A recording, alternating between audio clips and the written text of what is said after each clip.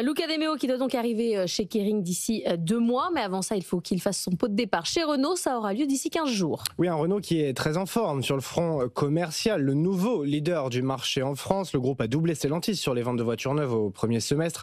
Renault qui grimpe même de 5% en France en juin, quand son concurrent recule de 8%, comme l'ensemble du marché sur les 6 premiers mois de l'année. Alors en parallèle, à l'échelle européenne, ce sont les constructeurs chinois qui sont bien orientés. Ils gagnent des parts de marché grâce à l'électrique et désormais aussi grâce à l'hybride, Astrée Olivier.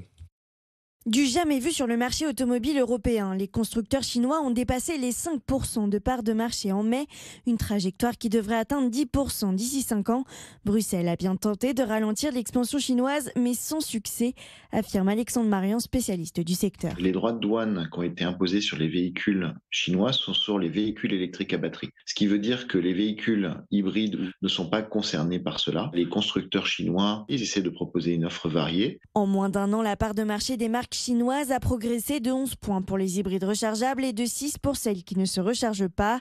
Et même sur l'électrique, la mesure de Bruxelles n'a eu qu'un effet temporaire car les ventes chinoises sont déjà revenues à leur niveau d'il y a 2 ans. En tout état de cause, il faut que l'industrie européenne aussi s'organise. C'est le fait de s'adapter, d'être très agile, de réduire sa structure de coûts, de développer des véhicules plus rapidement pour être à la fois plus compétitif dans le marché. Car avec une durée de fabrication 2 fois plus longue, les constructeurs européens ont 2 ans de retard sur les Chinois et peinent à rester compétitifs sur le marché.